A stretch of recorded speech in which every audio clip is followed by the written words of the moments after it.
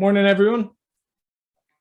We are just about to go live across LinkedIn, Twitter, and YouTube. So just waiting for the participants to join. The numbers are skyrocketing. It's amazing. We had over 600 people register for the event across LinkedIn and Zoom, which is amazing. So we're delighted with that.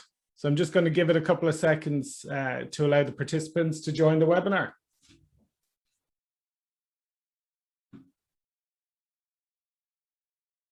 Okay.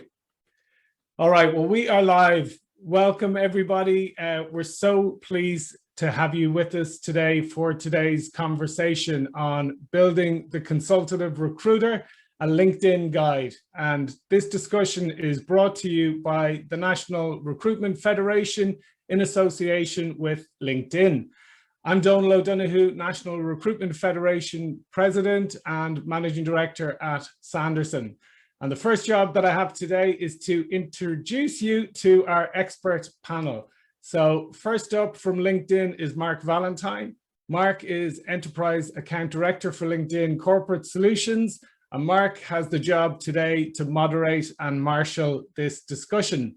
Next up, we've got Megan Barber, who's Senior Account Executive at LinkedIn Marketing Solutions. Prior to joining LinkedIn, Megan worked in New York and London with the legendary Gary Vaynerchuk at VaynerMedia. So let's see what information she can add to the conversation across that really good experience. We've also got Keith Belton with us, who is Relationship Manager at LinkedIn. And Keith is all about helping customers to drive success through great data and insights. On the recruitment side of the house, we have two well-known and very experienced people. First off, Siobhan O'Shea, who is NRF Vice President and Director at CPL, and also Siobhan Kinsella, who is Director at the Knoll Recruitment Group. Okay, now that the welcomes are done, I just quickly want to set the context and set the agenda for today's discussion. So in my experience, the businesses that really thrive in staffing and recruitment are the ones that clients look to for advice before drafting their hiring objective. They look to advice on compensation, on benefits, on the availability of in-demand talent. They're the agencies that are asked to sit on interview panels with their clients to bring their skills of assessment and judgment. And they're asked to do this because they aren't seen as a supplier. They're seen as a partner, a strategic consulting partner. So I think the days where sectoral or vertical market expertise and being really good in your niche is no longer enough to really compete and win. High growth organizations that we're recruiting for today require more from us. So I want to give you just a very quick example that I had from last week of how we brought insights to help bring jobs to Ireland, to where the webinar is going live from today. I got a call last week from a client who was deciding whether or not to locate a business team in Dublin or in another European city. He would like to see the jobs come to Dublin, but he needed some stats and some info to back it up. So thanks to LinkedIn Talent Solutions, I was able to tell him within 20 minutes the following information. I was able to tell him that 4,862 people with the very particular skill set that he was looking for were working in the Dublin market. I was able to tell him that 1,368 of those people had changed jobs within the past year. I was able to tell him that 286 job posts are live for that particular skill set, demonstrating that it's a skill set that exists and is in demand in the market. I was able to tell him that 810 people in that target cohort are currently open to opportunity and that they move jobs every 1.9 years.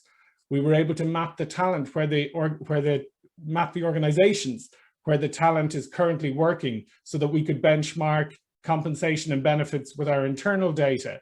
And finally, because when we looked at the organizations where the talent is currently working, we were able to see that actually the positioning for this organization's employer brand proposition needed to be a contender positioning to compete and win this talent challenge against better known employer brands in the market. So what I can say is we're now at an advanced stage of bringing those jobs to the market. But, you know, to do that effectively, we need to be able to back up the old or traditional skills of assessment and judgment and talent pipelining and resourcing with up-to-date data and insights. So there's a very quick overview to set the context. I'm going to hand you over to Mark Valentine from LinkedIn. And Mark, good to see you this morning. Donald, thank you very much for the brilliant introduction.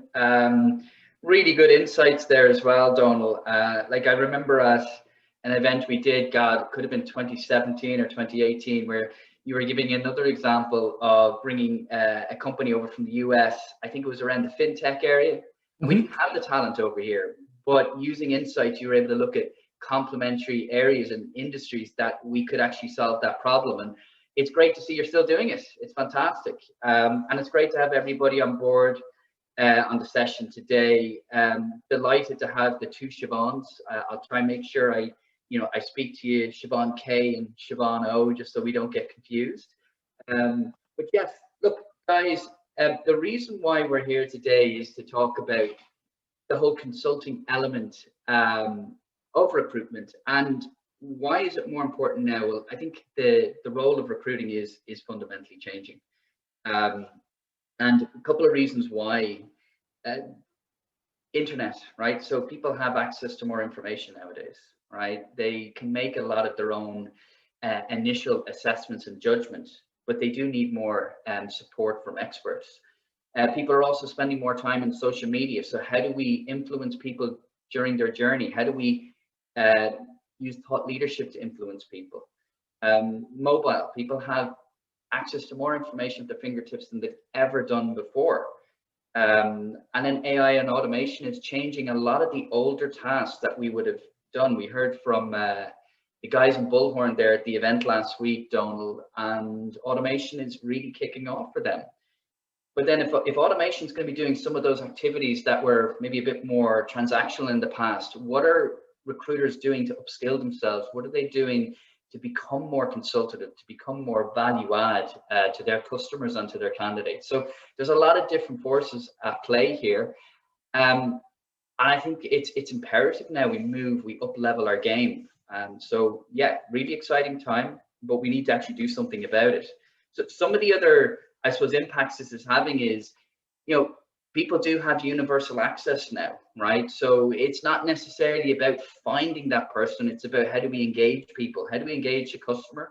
How do we engage the candidate? In a lot of cases, they're looking for information. They're looking for insight, okay?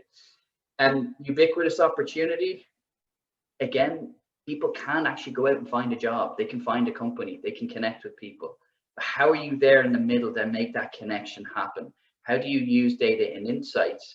And how do you use your brand to allow for those connections to happen more freely between customers of yours and candidates? And I think the last one, which is most important, is that increased intensity. So people have more expectation now. Your customers have far more expectation than ever before. And one of the interesting data points around this is, I think it was 2019, we did a report. The fastest growing skill for HR professionals is HR analytics. So they're upskilling themselves. They're getting themselves ready for the need for data. Why? Because their hiring managers are asking for that. Their leadership team are asking for it. So in order for you to really truly help those HR professionals in the world of recruiting and talent, you need to be working with them at that same level playing field around the whole analytics and the data and the insights. So we did a report, as I said, in 2019, just prior to COVID, and recruiting was in high demand. Over 2016 to 2019, there was a 63% increase in the demand for recruiters, which I thought, fantastic, this is great. So AI, automation, social media, the internet, it's not removing recruiters. They're absolutely in demand. Obviously, we all took a hit in 2020. But the early signs in insights here from LinkedIn is that actually the talent pool in the recruitment industry in Ireland is starting to slightly grow again, which is brilliant. And just so if you haven't seen the market rebound in your own organization, it's coming. It's absolutely coming. Microsoft did a hiring trends report for 2021. 46% of people are going to be changing jobs in the next, I believe it's the next 12 months. So that's a huge opportunity. Imagine Microsoft's data points go across over 1 billion people. And the data they're collecting is from their employee engagement technology that our customers use. So the opportunity is massive, guys, right? But we also need to be going into that opportunity potentially with a slightly higher value lens, right? To be bringing more solutions to our customers as opposed to transacting. And I'm sure a lot of you today are bringing more of a consultative view, and it's not a transaction. But for those of you that are really looking to upskill and develop that consulting approach, I hope you get something good out of today's session. So how is the role of the recruiter changing? So again, we looked at 7 different predictions that were made. So we basically polled the recruiting and HR community across the globe on LinkedIn back in 2019.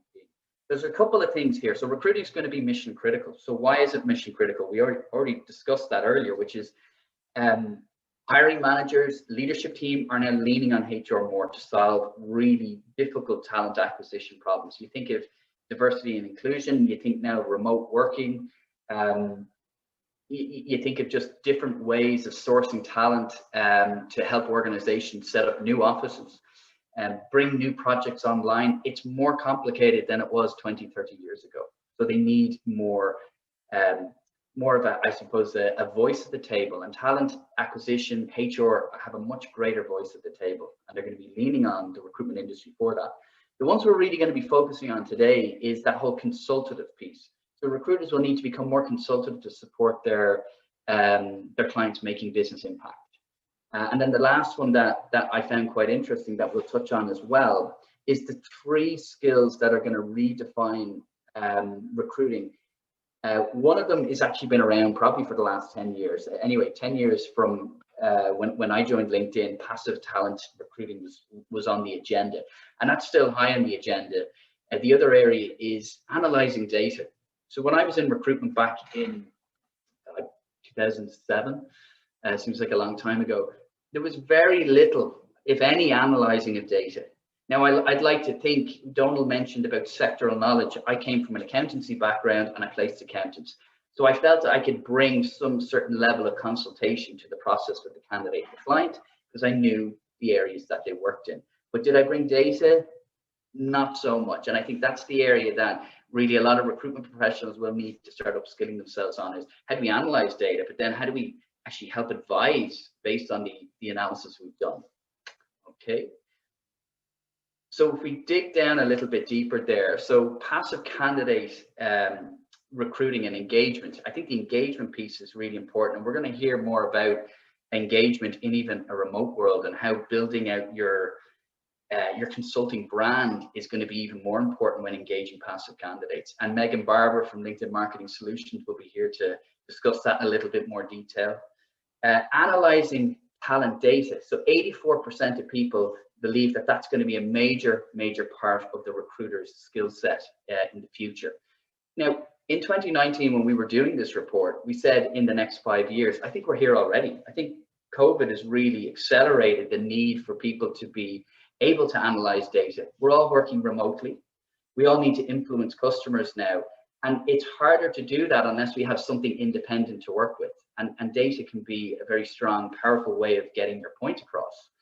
And then the last piece, which I think is probably going to be not the most tricky, but the area that recruiters are going to really need to upskill on is when we're analyzing data, how do we actually think about putting that into insight and then advising customers based on the challenges that they have? So more on that, we're going to talk with Siobhan O'Shea. We're going to talk with Siobhan Kinsella and Keith on that as well during the panel discussion.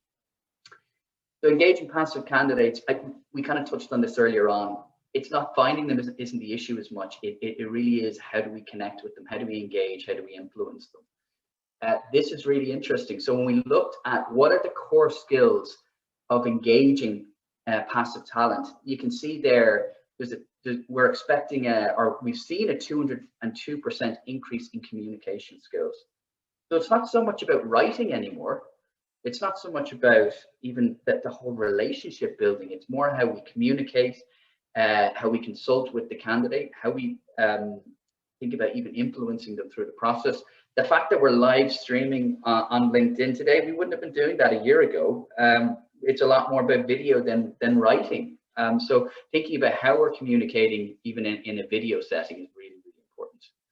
Analyzing data, again, why is this important? We talked about it earlier on. There's the Chief People Officer here of IKEA, basically saying it's not enough for recruiters now to just be amazing interviewers or to be amazing sourcers.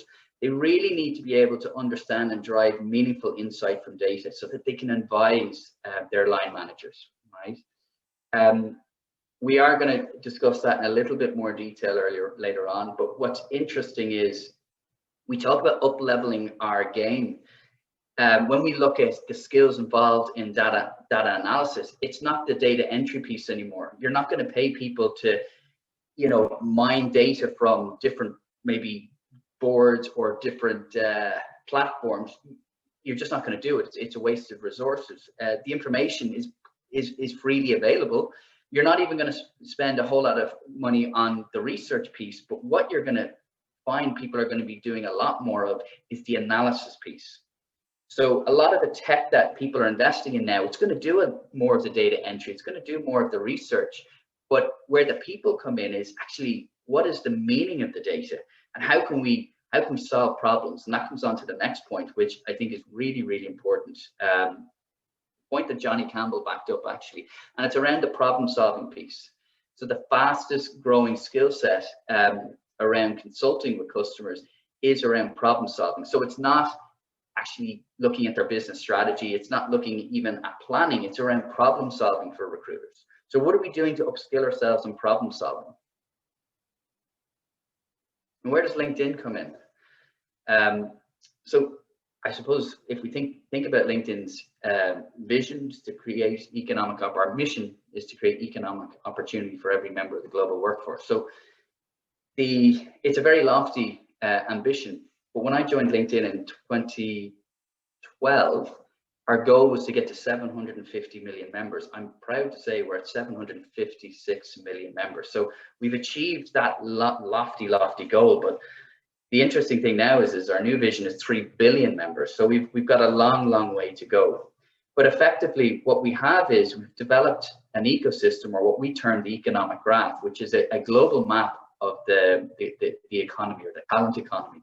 And it's made up of our members, the companies that actually those members work for, so 57 million, the unique jobs, so 15 million unique jobs at the moment globally, and then 38,000 uniquely identifiable skills, and then 129,000 schools.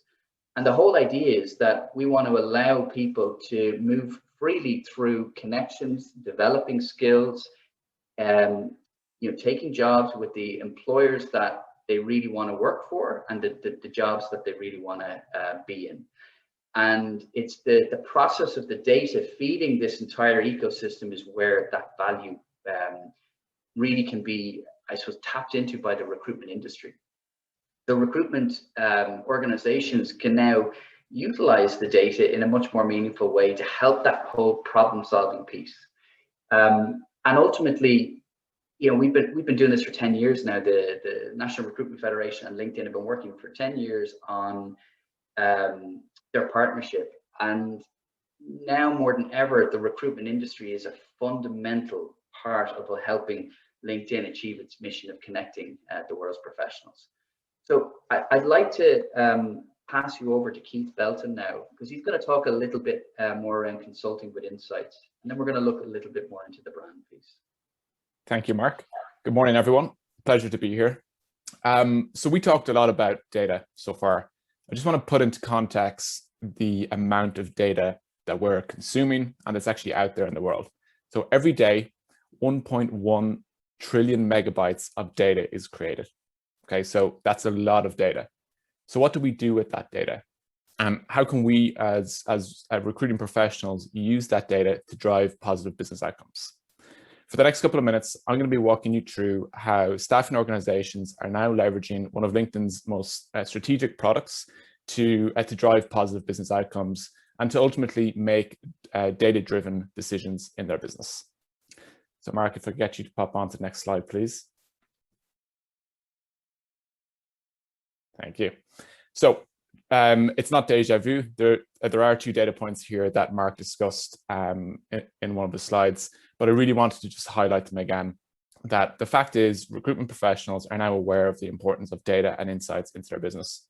Back in 2019, when this survey was run, 84% of recruitment professionals realized that data is going to become a big part of their job. And importantly, 82% of them knew that data is going to be used to inform business leaders and hiring managers. What we see in the market today is staffing and recruitment organizations are now turning to real-time insights to establish and maintain their competitive advantage. However, as we have alluded to already, having the data is only a part of the puzzle. The main piece here is going to be the ability to turn that data into an actionable insight, and that will be your key differentiator. In 2019, in early 2019, LinkedIn launched LinkedIn Talent Insights, which is essentially a business intelligence platform that gives organizations access to real-time data based off that economic graph that Mark discussed. LinkedIn Talent Insights has a number of different uses, and there are 4 of them that I'll walk us through today. Now, these are use cases that we're actually hearing from organizations, okay? So I'm going to take each one at a time. They impact all levels of the organizations. So from business development to consulting with clients, to sourcing talent effectively, and to actually creating engaging marketing plans, which we will hear more on later on. So if we look first at marketing mapping and lead generation, ultimately this is how can we know what's happening in our marketplace today?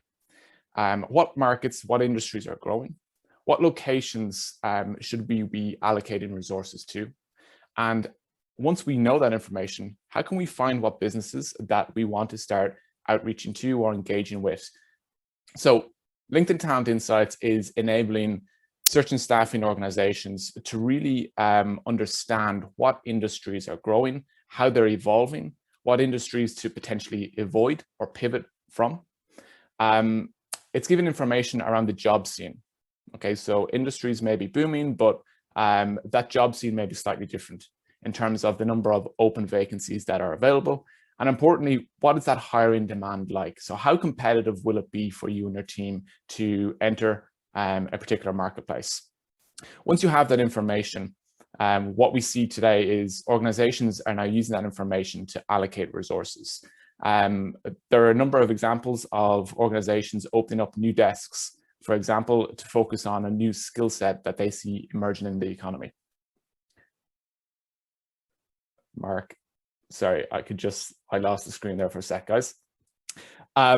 Once we have that information around what industries and what sectors that businesses may want to focus on, now we need to look around that consulting piece. Remember, the key here is to turn that data into insights.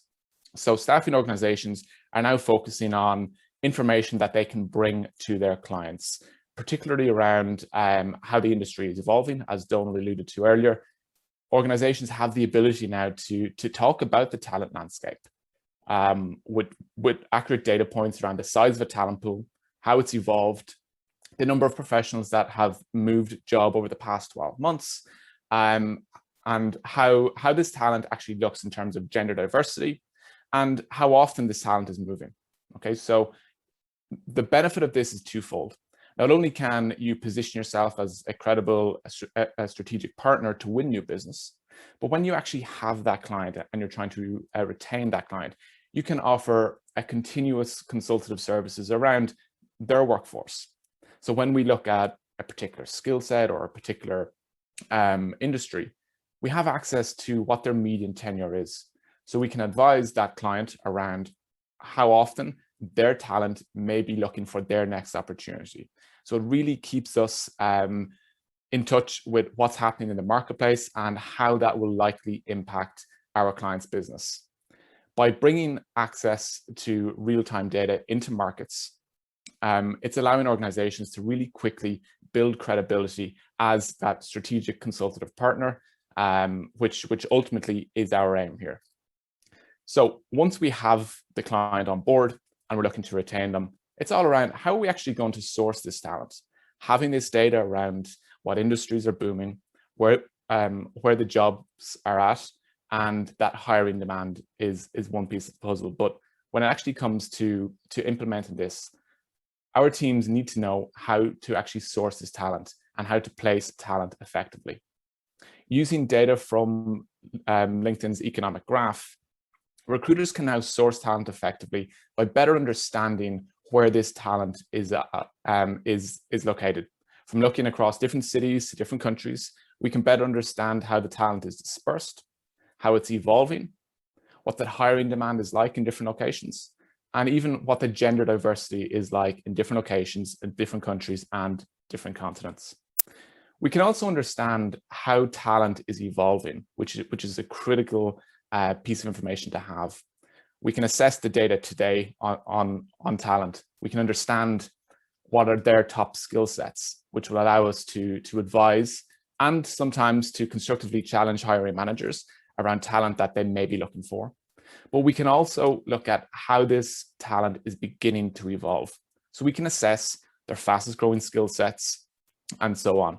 This is allowing us to pinpoint up and coming talent pools to allow us to plan internally as a business, but also to advise our clients and hiring managers. So on to the next one, Mark. And then this brings us to engaging marketing plans. So how can we create engagement marketing plans?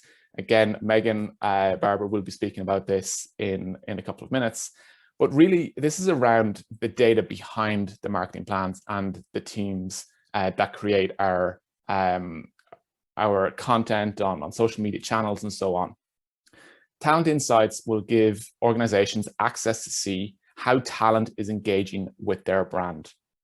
You can be as granular as you wish on this with a really particular niche skill set in a particular industry, in a particular location, or you can be as wide as you wish with this. So you can look at the financial services sector in Ireland, and you can see how those individuals engage with your brand on LinkedIn, from viewing your page to engaging with content to how they've engaged with your emails and so on.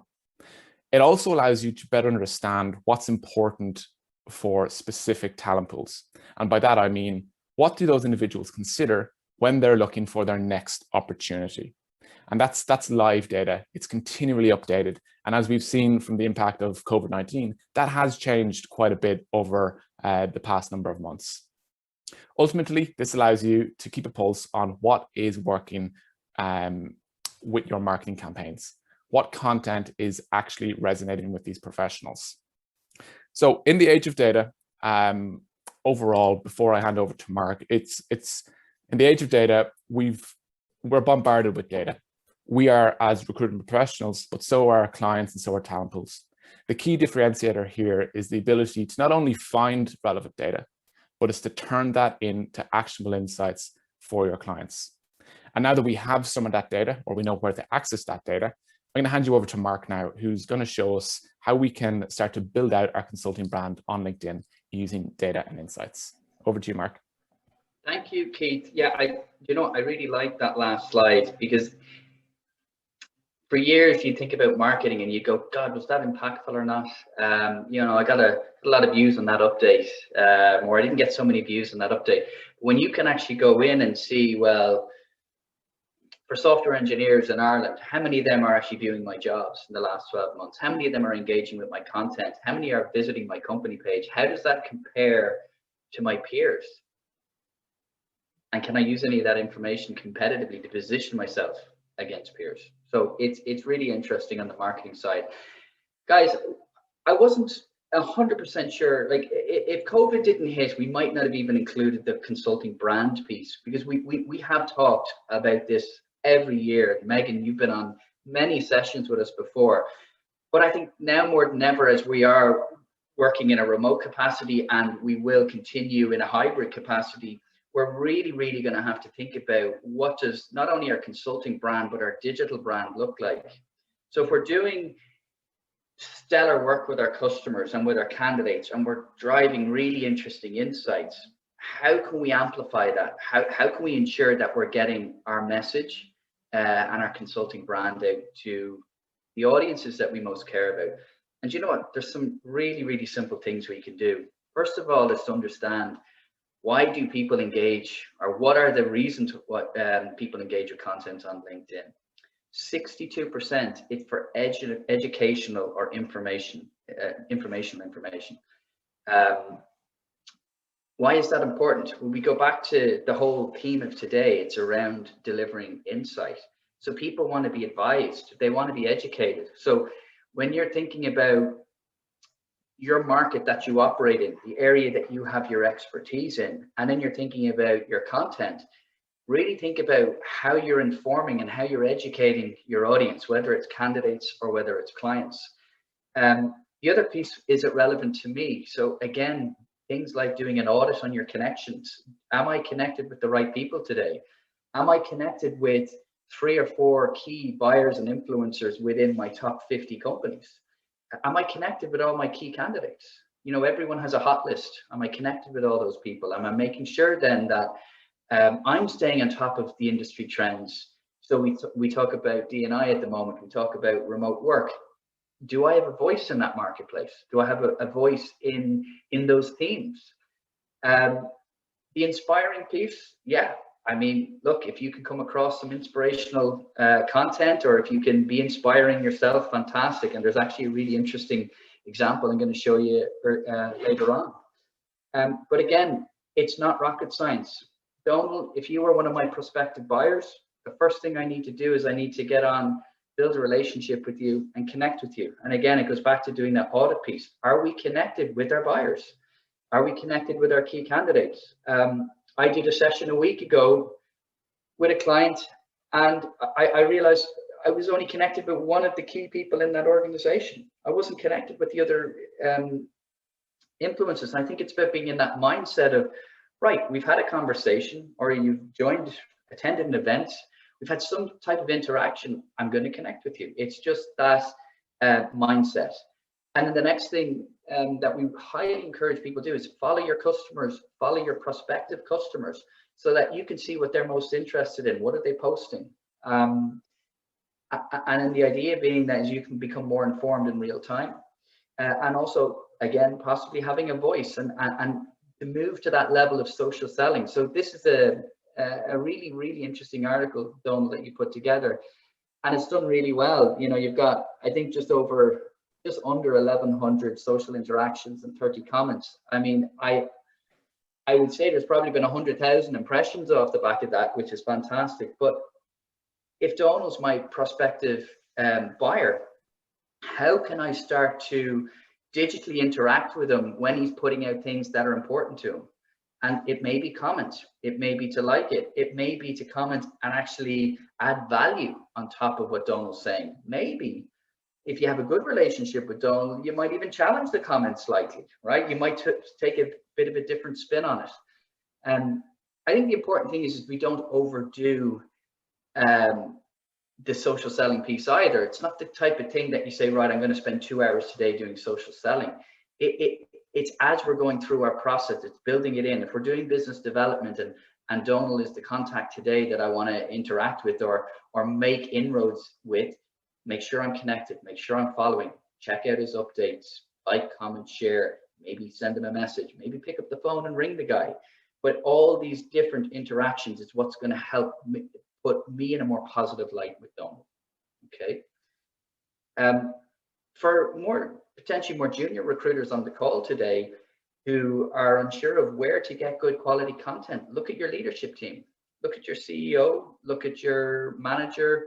This is an example of Darren Connolly, my manager, you know, who's a source of good content for me, because it's not everybody has the maybe the network built up yet. They may not have the expertise built up, but it's important that we continue to add to our repertoire of knowledge. And a great place to do that is looking at more senior people in your own organization.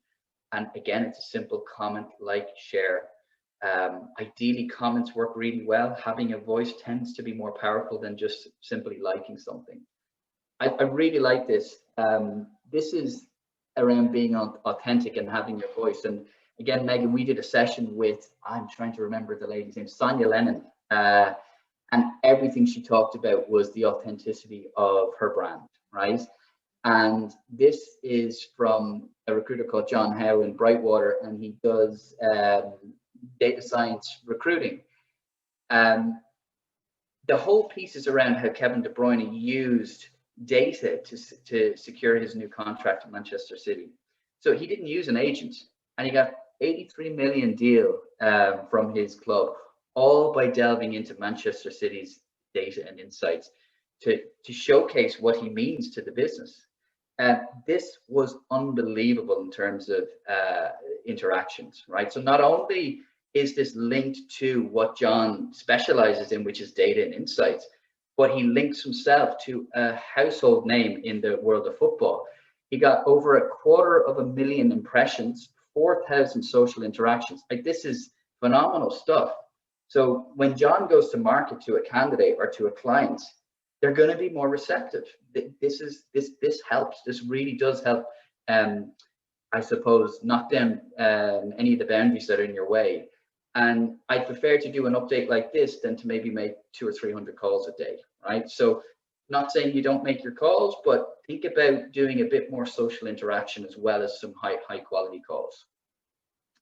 Collaborating with your customers, love this as well. This is Yvonne O'Shea. This is your colleague Barry Winkles, who did a video interview with country HR manager in God, what's the name of that company now again? Cadence. Yes. Again, huge performance in terms of reach, but what does it do? It connects the service provider with the buyer. They talk about an experience, and in my years of sales, some of the things that we were trained up on is take a challenge in the marketplace, highlight the challenge, basically discuss it with a customer, and talk about how you overcame that challenge. And video is a fantastic way of actually doing that. Now, I think going back 15, 20, 30 years, recruitment companies would have maybe erred on the side of, we don't want to give away our trade secrets. We don't want to give away who our customers are. But now in a world where information is widely accessible, it's really about showcasing what you do and not kind of holding it back. So I thought that was a really, really good example. And again, 100 comments, 4,000 views, really good update.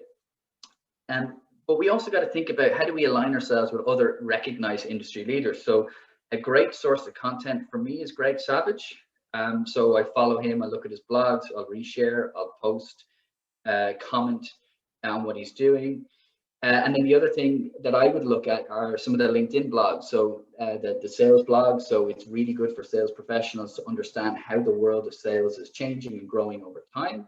And also the LinkedIn talent blog, which is more around, how the world of talent is changing over time. And so lots and lots of places for content. Again, if you're a more junior recruiter, you don't necessarily need to come up with all the answers yourself. You need to have an open mindset to learning. You need to access the right information. And over time, you need to start developing your voice. So some takeaways, and we're going to send these slides around afterwards, but make sure obviously you have your personal profile built out, what it is you stand for, what you specialize in. Make sure you have a LinkedIn profile picture, and then connect with your customers and your prospects, because if you don't connect with them, how are you going to influence them through social media? Make sure you're following your clients so you can understand more about what they're doing, and obviously sharing and liking and doing that whole social selling piece. And over time, when you feel, I suppose, ready, writing and creating your own content can be very, very powerful, particularly video content. And we're going to hand you over to the panel because I know everyone's really, really keen to hear from the panel. So I'm just going to let the panel get ready. And I'm going to stop sharing. Mark, I just want to go back very quickly to something Keith said, if that's okay. Sure. one of the things that I found really powerful on the LinkedIn Talent Insights was the propensity to move. So to go back to the example from last week where the client was saying, look, we're thinking about bringing this team to Dublin. Does the talent exist there? You know, how do the salaries compare to other markets? And we used our internal data for the salary benchmarking. But what he found really powerful was the propensity to move, because the perception the client organization had was they wanted people with 4 to 5 years experience. And my point was, don't confuse experience with competence. And when we looked at the move propensity, it was 1.9 years, or 1 year and 11 months. So my view to him was, look, if we look at people that are at that kind of 3 years and 9 or 10 months, that's the sweet spot for when they're about to move. This will be their third opportunity where they've got, you know, experience from 2 organizations and they're kind of on the way up. Now, that's not to count out people that have more experience or less, that with higher levels of competence.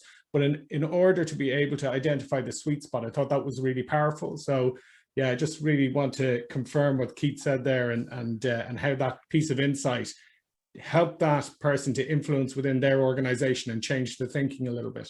But Donald, like, to that point, if you simply presented the information, but you didn't give that advisory piece, that's the absolute key. Is how do we get to a point where we're skilled enough at looking at the information and we know how to connect the dots between what they're trying to achieve and what's possible. And I think we need to move away from, it's not the data, it's how you read and interpret, and to be honest, actually collaborate with the customer, because sometimes you won't get it fully right. You won't have the full picture, right?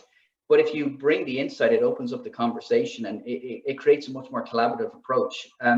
Just out of interest, did you find the relationship with the customer became more collaborative over time as you went through that process? To be honest on that one, it's a long-standing relationship. So yeah, this is a recent conversation in a long-standing relationship, but actually what it's done is it's helped his position within his organization to show that the decision that he's making to recommend Ireland as a location isn't based on nationalistic bias because he's Irish. It's based on data and insight.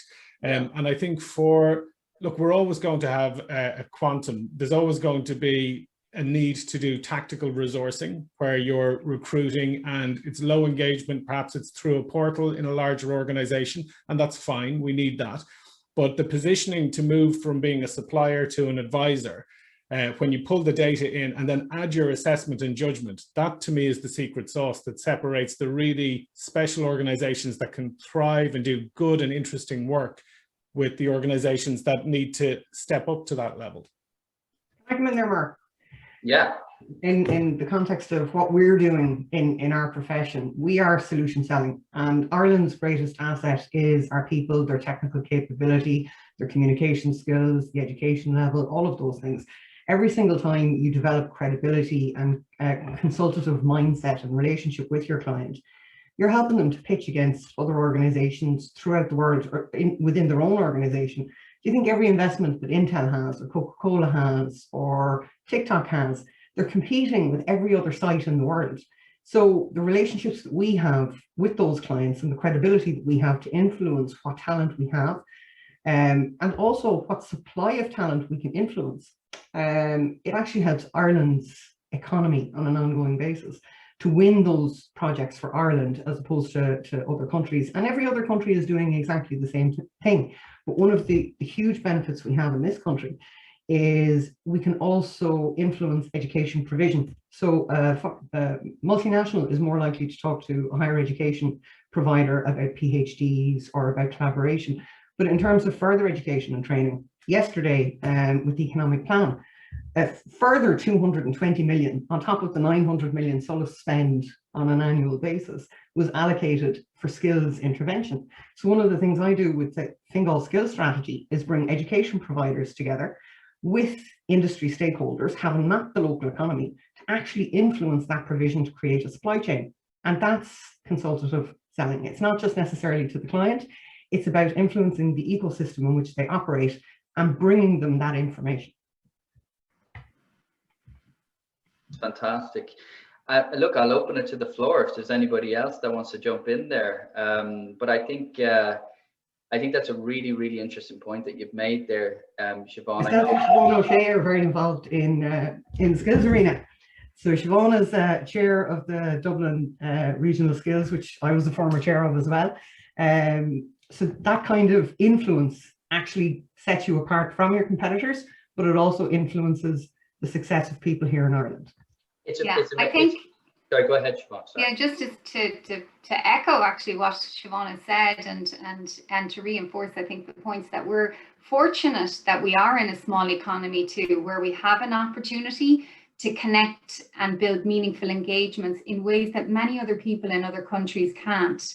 And you will generally find, if you do reach out to people through social selling or other ways, that you're more likely to get a response than I know, because I lived in the States. You know, it's just the scale and the sheer anonymity, I suppose, of living in large countries with large populations. That's a real unique advantage for us as recruiters. And to be able to build out your unique value proposition, what makes you special in your arena, I think really zooming in on your niche talents and being able to optimize those in how you consult and how you partner. And really that partnering piece is the piece that I would love to see more of, I think, because sometimes I think we tend to feel as recruiters that the client is up here and that we're down here, and, you know, whereas actually it should be that we're delivering a service that is needed, that they should value, and that you're bringing experience, knowledge, skills,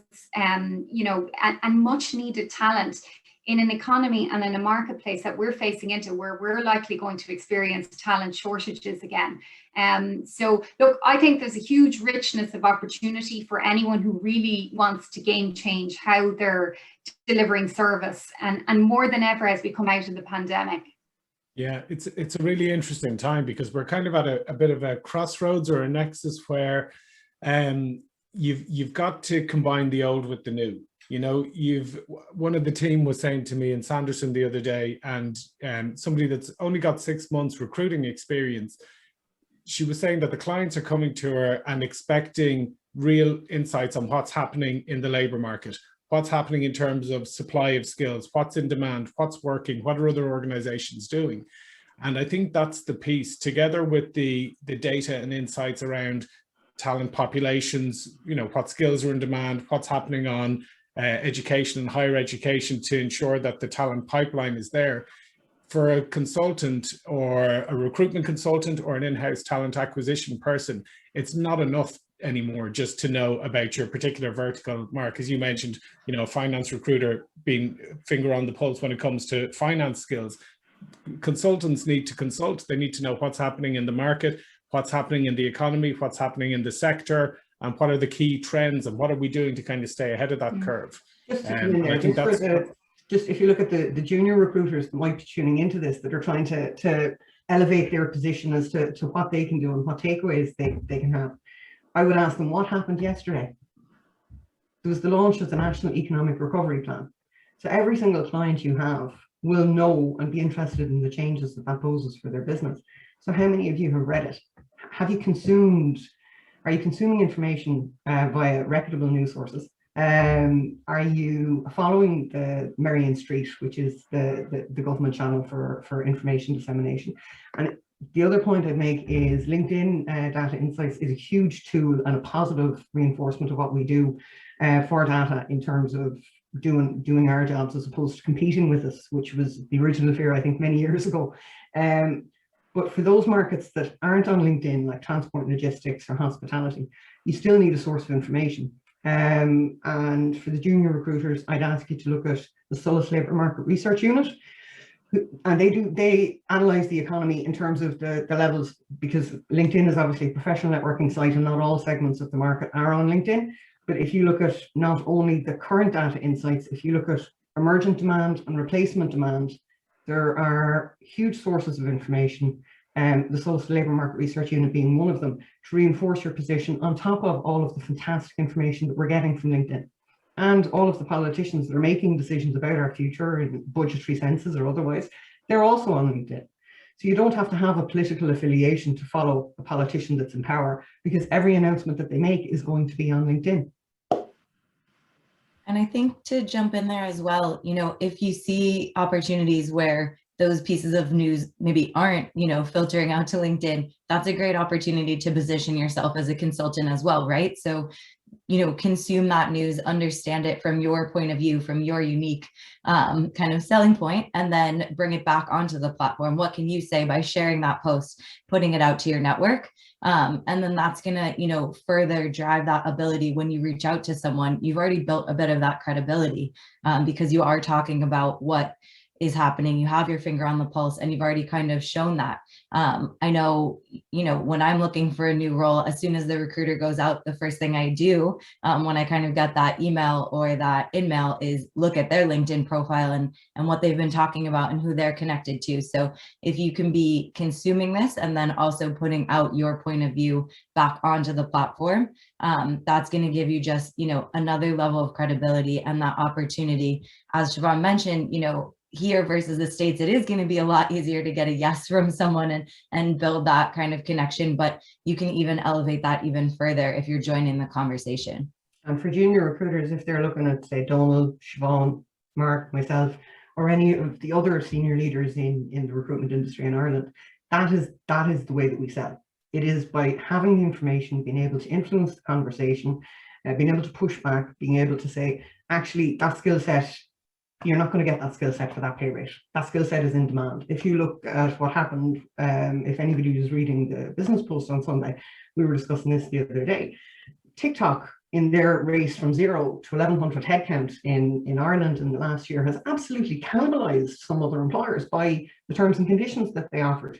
Now, they did that through consultation, but if you're a recruiter specializing in that field, you need to know exactly what's happening to have any credibility with your clients so that you can influence either the education provision, the skill set, the availability of that skill set. And that is how you win a pitch. That level of information, being able to speak credibly and influence your client with information that they don't have or relationships that they don't have, that is what differentiates you when you're winning a pitch and when you're getting either a new tender across the line. But that is what your senior leadership team is presenting on. They are the conversations that they're having. Now, LinkedIn is a huge tool in that, but the media that you consume and having, as Megan said, your finger on the pulse, that is the differentiator that wins you business. Siobhan, can I ask you? Sorry, go ahead, Don. Yeah, I was just going to go back to something. Megan and I did an event with Mark a while back, and one of the things that I really liked that she touched on was your content buckets. and I think what works really well in that space, well, what I took from that event, Megan, was that I kind of divided my social content into 3 buckets. So I didn't want to be just constantly promoting jobs that Sanderson wants to fill on behalf of the team. It was a little bit about what's going on in the market. So interesting news content, as Siobhan said, from reputable sources, of course, fact-checked always. So, interesting news content, but that's geared towards the HR community, or that's geared towards employers and hiring managers. So there's that piece. Then there's a little bit of the stuff that connects with people on more of a work-life level. So maybe there's an emotional connection around challenges that we're facing, whether it's hybrid working or different levels of engagement or whatever it is. And then the third bucket can be content related to the business, key opportunities we want to fill or positions we want to recruit internally. But Megan, you might come in on that in terms of that content marketing strategy and what you see is working well in those buckets. Yeah, absolutely. I mean, you hit the nail on the head. So A+ for listening at the last event. But yes, you want to make sure that you're building up that more of an engagement and more of a conversational feel, I guess. I think a lot of people, when they sit down and they're like, especially on a platform like LinkedIn, oh, I need to post content. What does that mean? It has to be so polished. It has to be so professional. It has to be, the most cutting edge. Well, no, like we're consuming so much content every single day and it's coming from so many different sources. It's actually more about being authentic. So in any of those buckets, whether it is that you're talking more about, the industry on a whole, or if it is more that you're talking about yourself a little bit, or even the role that you have that's coming up and you want someone to apply, how can you make that feel like, okay, that's coming to me from a human being, as opposed to, you know, I need to go out and get a professional to shoot a 2-minute video. No, you know, take a quick screenshot of something that you're doing, you know, while you're on a Zoom webinar, or there's like so many great free tools now. I know internally we've been using Vidyard quite a ton, where you can literally just screen record while you're talking over it.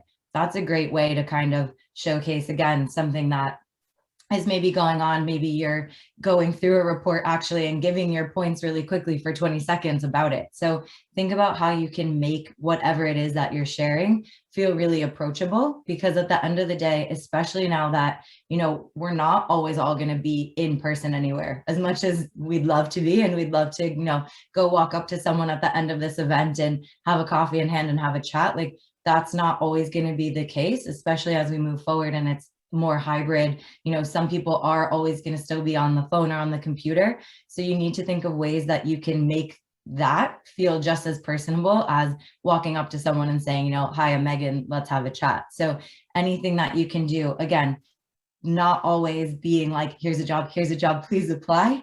But even if it is that piece, how can you make that feel, I guess, just a bit more conversational and approachable, especially as the lines have truly become a bit more blurred over the past 12, 18 months of where's work and where's personal, you know, throughout the pandemic.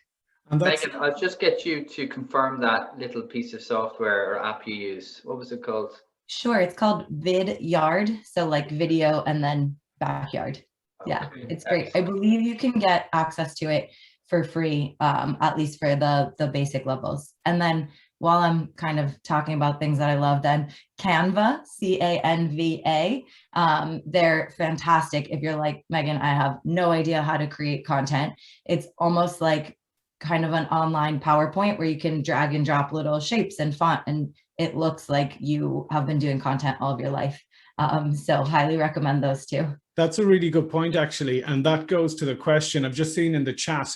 Brendan McCarran has asked the question. He's saying, with the changes that are happening in terms of the skill sets that are needed in recruitment, he's asking, when we're hiring potential recruiters, you know, how do we supplement the traditional kind of sales and recruitment skills? And I think what Megan is talking about there, we're seeing a lot of with people who are digital natives, who are very comfortable talking to camera, very comfortable, you know, doing little Instagram posts and, you know, that kind of stuff that comes naturally to the generation of graduates that are hitting the market and entering the recruitment or talent acquisition profession now. That's definitely a value add. But having said that, we've got recruiters who are around as long as Siobhan and myself, who are doing some great content and adjusting well. So I certainly wouldn't be discriminating against the highly experienced people, but there's definitely an evolution in the skill set from you know, almost a direct content or direct contact, direct response, DM marketing kind of mentality that happened in recruitment 10 or 15 years ago to now more of a social engagement. And I think the important thing with those three buckets, to Megan's point, is that you're giving good content out that people want to consume, rather than looking to constantly pull in people for your benefit. You've got to, it's got to be reciprocal. You know, you've got to give some content out to your community that's of value to them, and then in turn you get back what you put out. I'm going to go for a shameless plug for the NRF SkillNet, right? And the reason for that is, if you're looking to say you're a dinosaur like me, I don't use Instagram. Okay, that's very embarrassing, but there you go. But the NRF SkillNet, the purpose of SkillNet funding and training is that they're short, sharp interventions to give you those skills. So I keep an eye on that. So I'm sending a couple of people on Instagram for business next week. And where the skill set doesn't exist, we create it. Where the education provision doesn't exist, we create it. And an example of that is what we did with the NRF apprenticeship. And that is the Recruitment Executive Apprenticeship at level 8 on the National Qualification Framework. That content, that education provision is to create professionals in our industry. And now we have a master's in development. So one thing I'd say to people is, if it doesn't exist, we buy it in, we make it happen, or we create it and we have it accredited. And that's the piece that people miss, and that we have as a unique piece in Ireland, is we have that level of influence. And that is And it's not just the level of influence, it's the level of credibility to enable those things to happen. So a lot of the time in any of our businesses, we hire for attitude and we train for skill. Here's a question for the LinkedIn crew. The question is from Barry Pross, and he's interested to know, what are the data or themes or insights that tend to create most engagement with employers? This is a tough question for you. Keith, you could come in with something quite interesting there, I've got a feeling. I was going to say Megan probably has the data on that one. I mean, without, I suppose, at the marketing insights, maybe that Megan could shed some light on that in terms of engagement. I think it all goes back to that piece around what's important to the audience. So I think even as people were saying around, you know, whether you have access to a business intelligence tool like Talent Insights, or if you're doing external research, it's all about sharing timely insights that are going to be relevant to the audience. And I suppose not just stating the fact or stating the data, but why is that important to your audience, and what impact is that likely to have? And one thing that I always see on LinkedIn is around that engagement piece is inviting conversation. So inviting thoughts, inviting opinions around it, and actually creating a bit of a conversation around a particular data point that you know will be of interest to your audience. But Megan, perhaps you can share, I'm not sure if you have data on this, but some insights around kind of high-level teams that you find working for clients. Yeah, I mean, it's exactly what you just said. It's all going to be down to the audience who you're talking to. So think about what's happening with those people, right? And think about what's happening in the larger ecosystem. So all of a sudden, you know, in the past 6 months, a lot of companies are coming out and they're saying, okay, well, moving forward, this is what our work from home policy looks like. You know, we'll be in the office this amount of days and we'll be home this amount of days. That all of a sudden is going to be relevant to like almost everyone, and future candidates want to know what your stance is on that. So you have to keep kind of a more general idea of what's happening at a high level. But then when you start to drill down into the audiences themselves, there's a couple of things that you can do there. So one slightly annoying answer is test different things out, right? So, you know, you're going to have a sense based on everything that you're doing day in and day out and talking to people of what you think is going to resonate with them. So try posting that, try posting a few different themes and see which ones are getting the highest levels of engagement. And when you see that, you know, theme A and B do way better than C, maybe we don't talk about C so much for a while. And then the other thing that you can do from more of a tactical standpoint is on LinkedIn, particularly if you go onto your company page. So if you have access to the company page, or maybe you could work with your marketing team and ask them to go on and have a look. On the company page, there's actually a tab called content.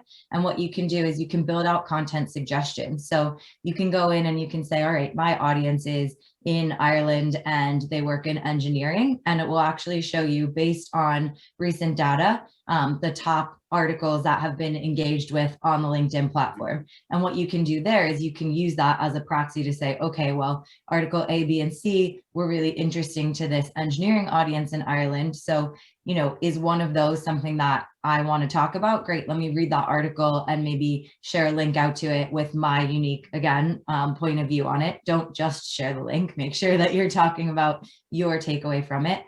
Or maybe you could use that as an inspiration of, you know, I actually have my own completely unique take, and I think I'd be able to write 500 words about this, and kind of draft up your own short blog post or article. Maybe that would be level 2, but there's definitely opportunity to look at what people are already interacting with.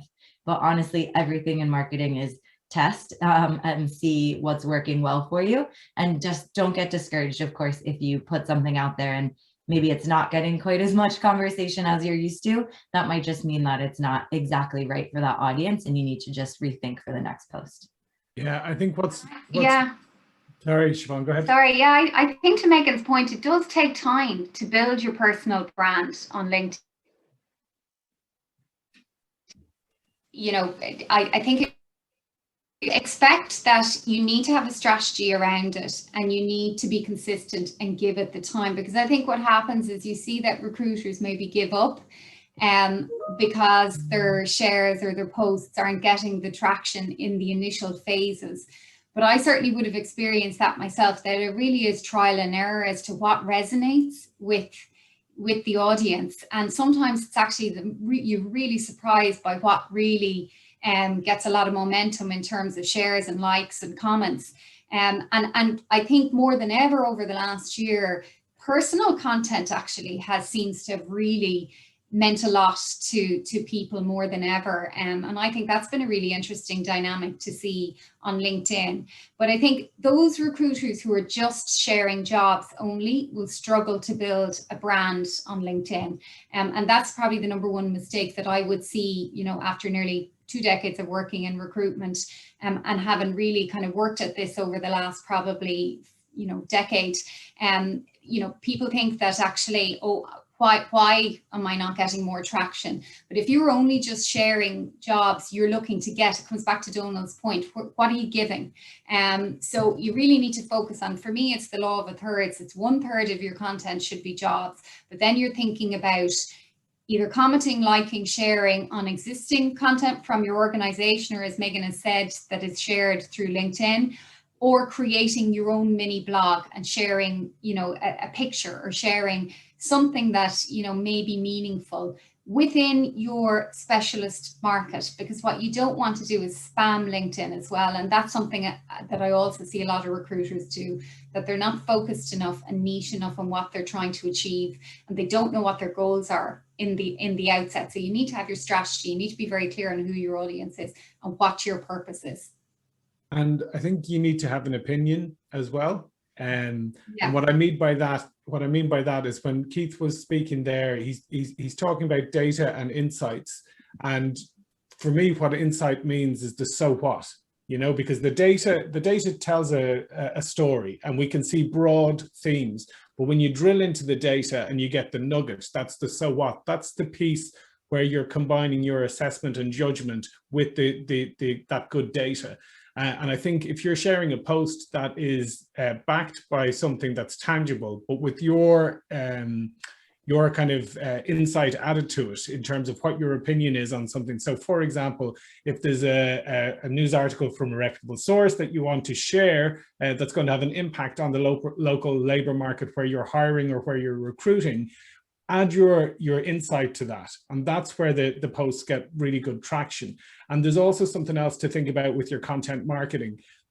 There's 2 sub buckets in the 3 buckets that we're talking about, and that's evergreen content versus current content, because you will get immediate reaction from content that's current and topical, but you also want to put evergreen content out there through blogs that, you know, talk about different areas, but depending on what you're interested in, whether it's leadership or management or recruitment or hiring, you need a combination of current and evergreen content as well, I would say.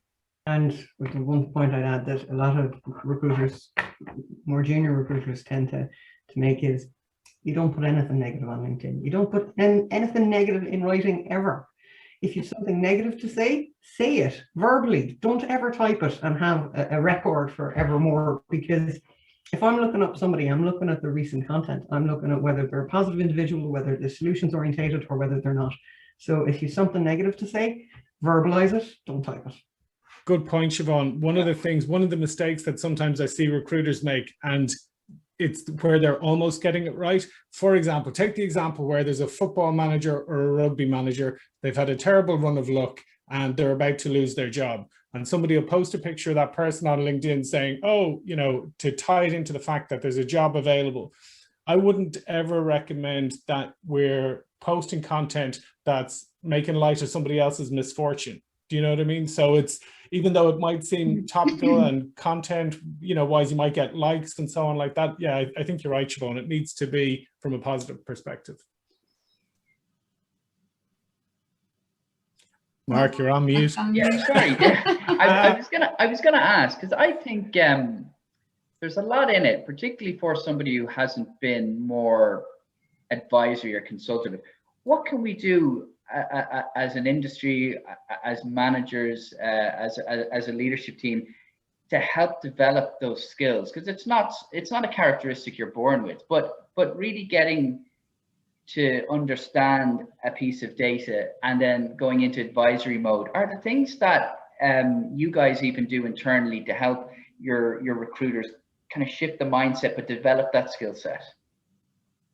Even at the moment, kind of sharing information, we won an awful lot of business throughout the pandemic just by consuming information, understanding what was happening with government, understanding what was happening next, and teaching our people to consult to say that skill set isn't available, but this skill set is. This is a transferable skill set. Will that meet your needs?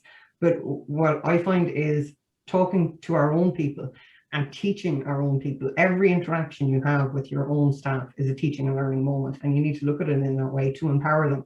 It's not just give them an answer to a question. An answer to a question is completely useless unless they understand why. Totally agree. That consultative approach to management and understanding the value of the information and why you don't discount in this environment. Why you need to explain to the client that that attrition rate in that site is something that cannot be sustained, or why that skill set is valuable, or how difficult it is at the moment. If we don't explain to our people why, they can't impart that knowledge to the clients. Yeah, I totally agree, Siobhan, and I think it's about bringing people with you. So it's about involving people in conversations and trying to remove layers in the organization, I think is really important. Because the thing that's really interesting, if you look at less experienced, and I hate the term junior, if you look at less experienced recruiters, they're generally smarter than us, because if you think about it, our fluid cognition declines as we get older, okay? So by having people involved in these conversations, and if we hire really smart people who want to do well and remove barriers so that we're having these discussions, as Siobhan is saying, not giving them the answers, involving them in the conversations and challenging them, expecting more. I think that's one of the things I've been really happy about in the past year since we've brought people into the organization. And many of our recruitment and staffing firms, many of the people haven't spent hardly any time in the office or met their teams, but the engagement and the productivity has been very high. But I think that's because video platforms like today are allowing people to have access to really good conversations. So I say strip out the layers and get people involved in these conversations. What do you think, Siobhan? Well, how do you guys deal with look, I think it does require an investment of time personally. So you as a consultant have to decide, okay, this is the way the trends are going. You need to embrace them. You need to be on that journey. So what are you doing to personally, upskill yourself or reskill yourself, as the case may be? And then I think there's a corporate responsibility from all our, all us as leaders and as business owners to be able to support our people on that process as well. And look, I think the great thing is the NRF actually equips our membership with so many resources to empower them and enable them. Sessions like this that give you loads of tips and tricks and nuggets about ways that you can develop yourself and help yourself stand out in a very saturated marketplace. And that's what you're trying to achieve in order to be able to either retain business or win business or build out new relationships. And I think it really is about asking yourself and putting the mirror up and saying, am I doing everything I could be doing to put myself in the best position possible? And that comes from both a personal perspective and from an organizational perspective. We've invested heavily in CPL, in L&D, in respect of all of these areas. So there's ongoing training sessions, ongoing development across all the different platforms to make sure that we're at the cutting edge of what's happening in the labor market and in serving our customers. So I think it's really important that that you ask yourself, okay, what more can I do, and am I carving out the time to make sure that I am developing myself? And I think we and the leadership teams in any of the recruitment businesses have the best jobs in the world because we get to remove barriers and enable success, but you have to want it. So in terms of, we try to do, like all of the leadership teams, when we say we value our people, we're investing in training needs analysis, we're investing in their skills, but we're also investing in their well-being. Sometimes you need a laugh, sometimes you need an event, sometimes you need something to boost your confidence. So we try to do that, but for you, as a recruiter or somebody who wants to really succeed in this industry, you need to equip yourself with good quality knowledge from good quality sources. And all you have to do is show positive intent and determination, and we will help you in any of the recruitment organizations, particularly my own. Shameless plug. But we have the desire, and our success is dependent on your success. So if we can enable your success, sure, everybody's winning. But all you need to do is show positive intent to equip yourself. You know, I think this is really interesting, and Donal, we've been even discussing about what the next event is going to entail, and we're very much going down a learning, lifelong learning piece. Siobhan O'Shea, Lorna Khan had a piece, I think it was in the Business Post. If she was to give one recommendation, is to lifelong learn. And from my own personal experience during COVID, there was a period where I felt like I didn't even realize it at the time, but looking back, I wasn't learning anything for about a period of 3 to 4 months. And I became a bit stagnant, and even engagement in my job started to go down. So even if you think about, well, how do you want to really put your best foot forward, Siobhan, as you said, I think that pursuit of becoming a master at what you do, and always going after it and always looking for that learning opportunity, whether it's consultative skills, whether it's analytical skills, whether it's developing your brand, whatever it is, there's a direct correlation between learning and employee engagement. And Microsoft has done a whole ream of research on that. But that, I think, could be an interesting theme next, Donal, to kind of dig into that. Yeah, definitely. But I think going back to Siobhan Kay's point, I think the people that are on this, or the people that are watching this live on LinkedIn Live, or the people that have registered and are attending this, like as we said, we had 500 or 600 people that want to consume content. And I think we're so fortunate right now to be in an age where we can consume content either formally through L&D initiatives or higher education if we're privileged enough to be able to access that. But between YouTube and Spotify, where there's really good podcast content out there, you can be out mowing the lawn and listening to everything from what's happening from an economist to an organizational psychologist to somebody that's going to motivate you in terms of your business development strategy or entrepreneurship. There's so much content there, and I think that's the mindset that's really interesting. And I think it's a great topic for the next one, Mark, and something we could really build something good into.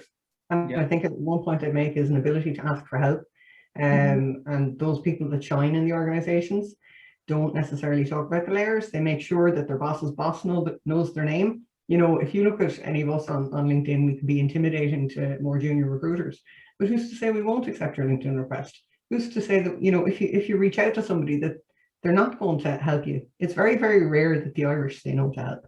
Yeah, and I think we've definitely moved from competition to collaboration in that space. If you think about even 20 years ago, for those of us that recall those days, it was almost looking across the room through gritted teeth when a competitor arrived into a pitch process.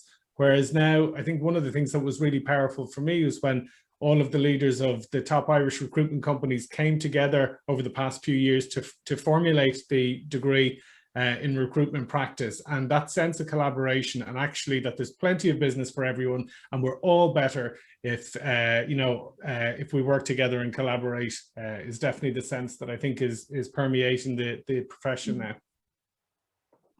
Guys, I'm thinking in the interest of time, it'd be really interesting to go around and get one key tip, just like what Lorna Khan did with the Business Post there recently.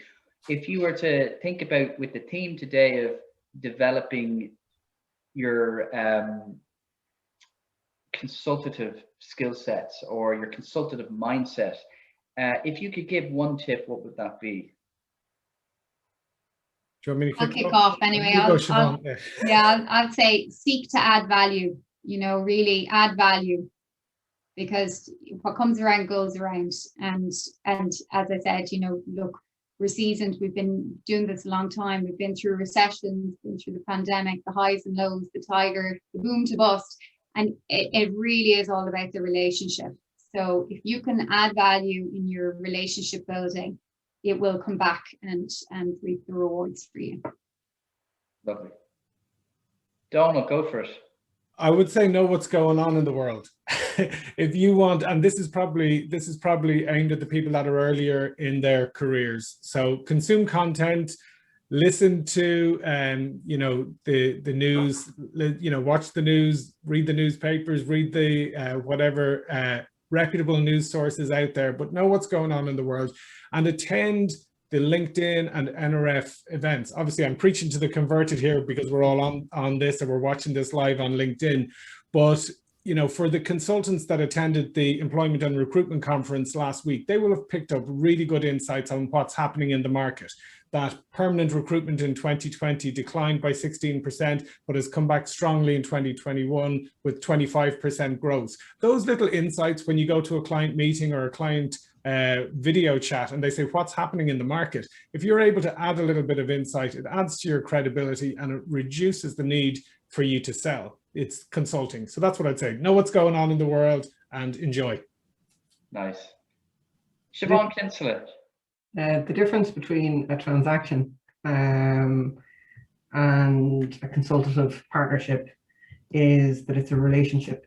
So if it's a large account or you're trying to chase an account, it could take you 2 years. You know what I mean? So you need to differentiate for yourself the difference between a transaction and a relationship. And relationships are something that you invest in through the totality of your career. And you know, you might add value to a client, you might put somebody in contact with them, you might have information that's relevant to them. But if you want to progress to senior leadership in this industry, you need to remember that it's about relationships, not transactions. Megan. What I would say is I think it's easy to come to a session like this and then leave and be maybe a little bit overwhelmed of, oh God, how am I going to become consultative now? So I definitely think it's worth spending the time to reflect because you're probably doing a lot of these things already. And as silly as it may sound, maybe just writing everything down, right? Like, how am I being consultative already? How am I helping with content and with data? And that will help you to, one, feel really confident in what you're already doing, but then you'll also see whatever gaps there are. And we've talked about a number of ways that you could then go and start to do the work of filling those gaps. And I'm going to cheat here because I kind of have to. My second one is whatever those strengths are that you write down, think through how you're sharing those out into the world, right? Because it's very easy for one-on-one, one of your customers to know that you are super collaborative and they always want to come to you and work with you, but it's not enough to just have one customer. So how are you going to make sure you amplify that out and let everybody else know that they should come and work with you too? Lovely. Keith. I think mine is just to be curious. You know, we've seen that team throughout today or throughout this morning where everyone just have a continuous learning mindset to always ask why and what context can you bring to conversations with a particular data point. So if you want to share a particular data point or a particular insight into the market, whether that be on a social media channel or in a client discussion, always have the why. Like, why does that matter to the client? Why should it matter to the client? And what impact will that have on the client, whether they act or don't act on a particular insight or recommendation? Excellent. Just the one thing I've learned in the last 15 years is always do a little bit of preparation before your call or your meeting with a customer. Just a little bit. Don't kill yourself spending hours. Do a little bit so that you can find an interesting angle, particularly to challenge them. Because I think at every stage, somebody's going to ask you to do something that it may not be, not that it's not possible, but we need to think differently about how we solve that problem. So do a bit of preparation before your call so that you can challenge the customer. Brilliant.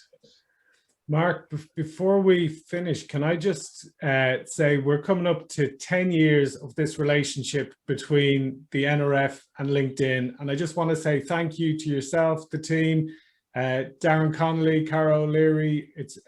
We're really delighted that this relationship has gone on as long as it has, and the value that you're adding to the staffing and recruitment organizations across Ireland and the UK as well. So I want to say thank you to the LinkedIn team.